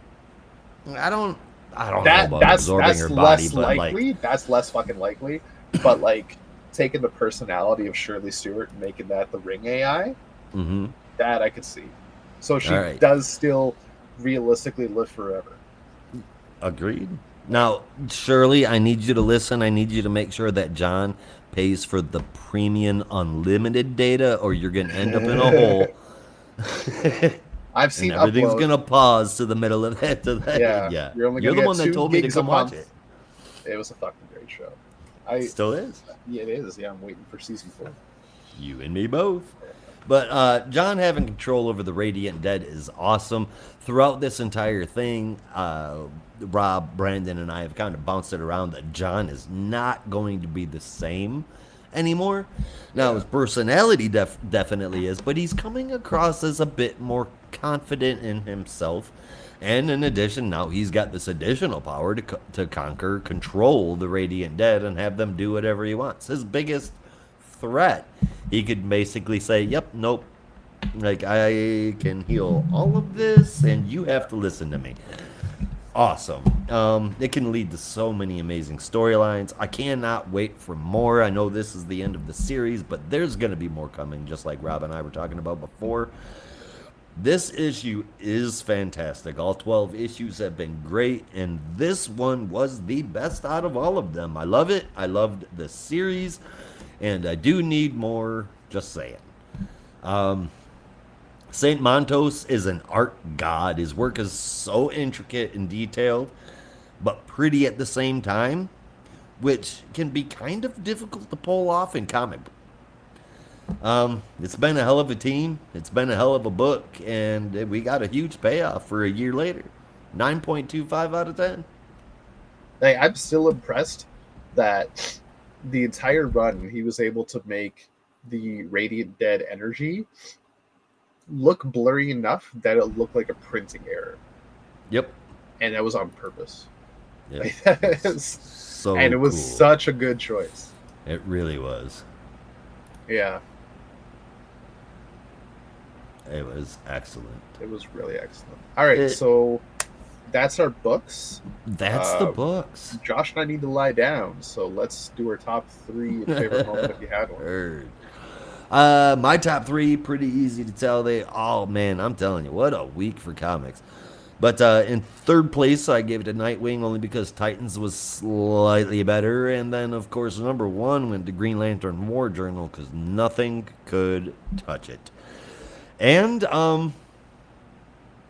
as silly as it is, I tend to pull my favorite moments from dialogue, and this one isn't any different. Nightwing, Bruce to Dick, after he asked how it was being Nightwing, Bruce says, "I patrolled each night. The suit is tight, snug. Yeah. I quit twice." That shit made me giggle. I'm like, hey, Bruce is trying to grow. Yeah. He's trying to make it look like Nightwing never left. Yep.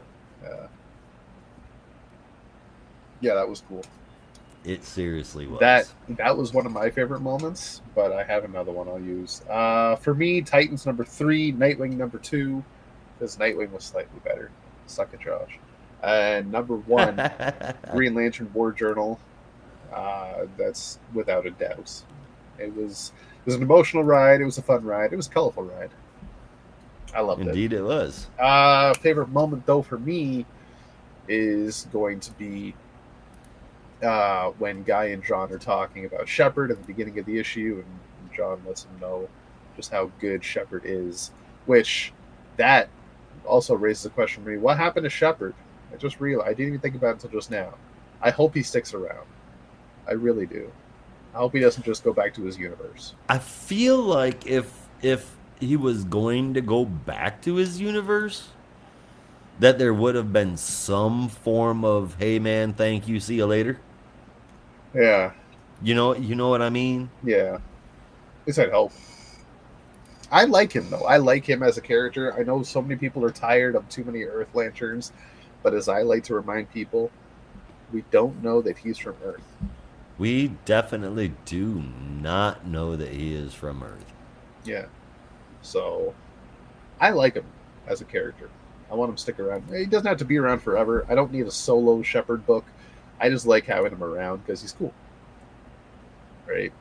Agreed? Yeah. Even just have him in the background helping out other lanterns, give him a couple bubbles of dialogue here and there. That's awesome. As long as I get to see him in a book. Right? Don't just have him show up and disappear and fade into obscurity. I don't want that. Not for this character. He was really cool.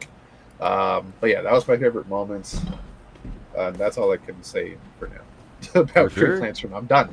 I promise. We're done. We quit. Until next week, when I've met Jeff Johns and Peter Tomasi, and I'm just going to say so fucking much. Yeah, so clear your calendars, kids, because he ain't going to shut up for a while. Hopefully we don't have a lot of books next week, so I can just take half the show. Well, why don't you take a look at our list? I'm going to. Right now. Shit. Wrong button. Yeah. Alright, next week we have 1, 2, 3, 4 books. Well, look at that. Like, total? Yeah.